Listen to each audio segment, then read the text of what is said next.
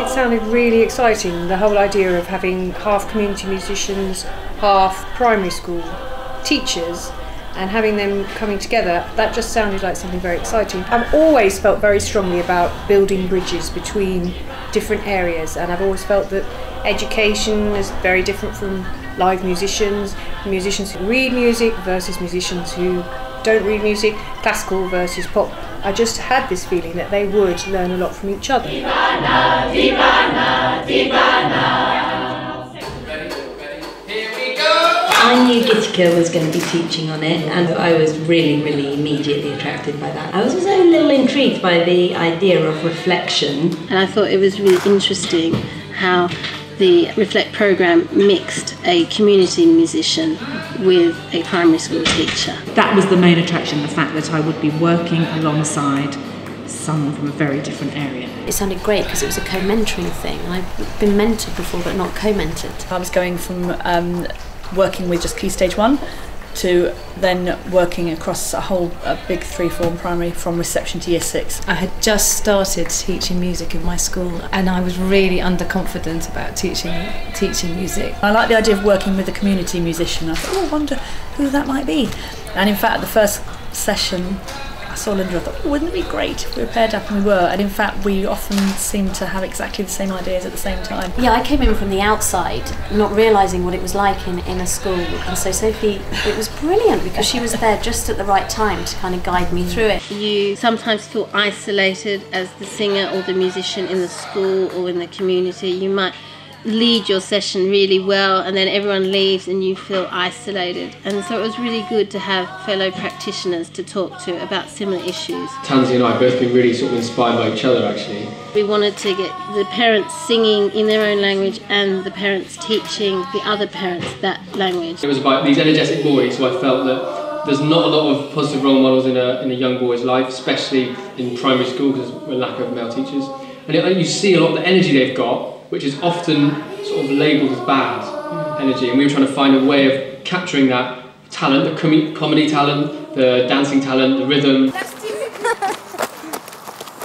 What we decided between us was that we really were working on good practice. 2-hour session, warm up, a focus, some new material, and maybe a time to just share how the month had gone, and maybe able to share resources and good ideas. All the material was taught and learnt in a group, and the best way to get material is to sing it with someone rather than get it from a book. You sing it with someone, it stays with you, it just touches you in a completely different place.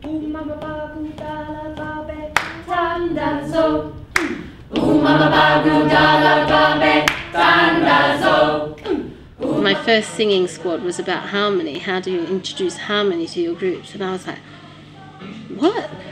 We've never done harmony in my group because I thought it was too difficult for them to do. But the next week I brought in some of the harmony exercises that we did. It isn't just about sharing a game, it's about something that becomes integral to one's own practice.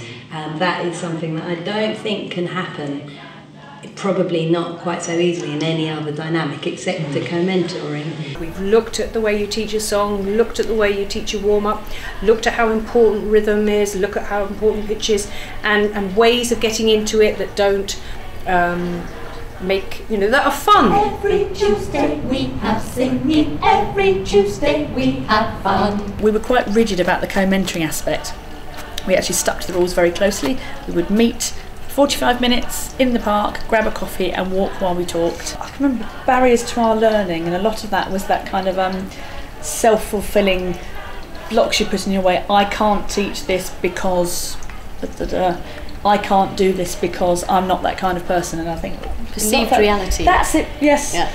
That was my favourite phrase of the whole thing. Perceived reality. What you're thinking is not always real. Yeah. So it's taking a step back and looking at it objectively. Are we ready? 1, 2, 3, 4. We're living under the same sun. I felt very excited about the fact that I went in to see one person teach her first group at the end of the project, and she'd remembered all the things that we'd gone through. She just went through things in such a really methodical way.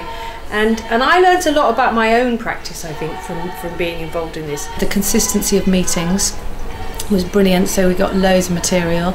It's given me loads and loads of confidence to know how to teach singing. Gitika has been amazing.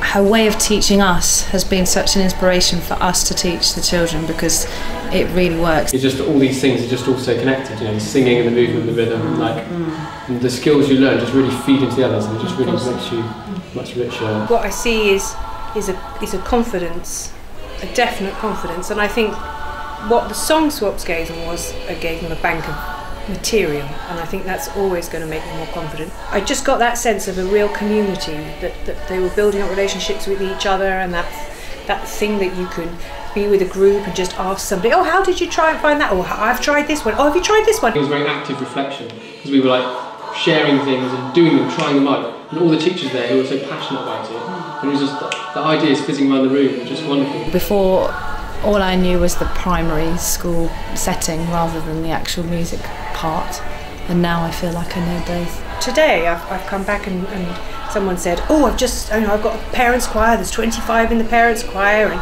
things like that, building up repertoire, asking about repertoire from different places. So I think it's been great.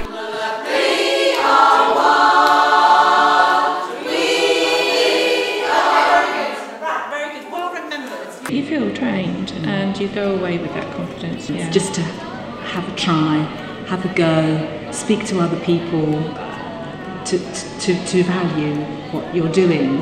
I think we could do with more of this. I think it really could. From me, what's happened in this course is that people got a real solid foundation in the way they should deliver singing. When people were at the singing squads, they were so enthused and took away some of Gitika's fantastic energy and wanted to be able to spread it. I didn't know quite what I was doing when I signed up. I just thought, this looks really cool, I'll do it. I didn't really know exactly, and it was only through doing it that I found out, you know, exactly what it was. I would love to see ways of crossing across the community, so it doesn't become so compartmentalised into an older group, a younger group. In the summer holiday after the Reflect course finished, I ended up being in Ladakh. There were huge floods that went into Pakistan, and me and quite a lot of other teachers who were up there ended up being in the relief camps for people whose houses had been washed away, singing the songs that we'd been working on for the whole of the year with these children in relief camps who we had nothing, we had no resources, we had no instruments, everything that we'd taken with us had just gone. And so it became, you know, absolutely vital to draw on every resource, human resource, every song learn, every rhythm game, every body percussion piece. I've decided to do a PGCE and I've started it, and that's a really positive step. I'm doing the Key Stage 2 CPD Trinity Music course, which is all everything I need because I'm not a qualified teacher. And I've achieved the aim that we set out to do, which was a set of parents' choir, which I had a few hurdles to overcome, but Linda helped me sort them out. Parents' choir's been running for a year, and as a result of the co-mentoring and the Reflect Days especially, I'm actually in the process of applying to do a Masters in Applied Music Education. I don't know of any other course in London at the moment that is enabling people to really develop as vocal professionals. I've met such an eclectic group of people, helping people with music in all different ways. I will never forget that. You know, I don't want to become one-dimensional ever about the way I think about music with children.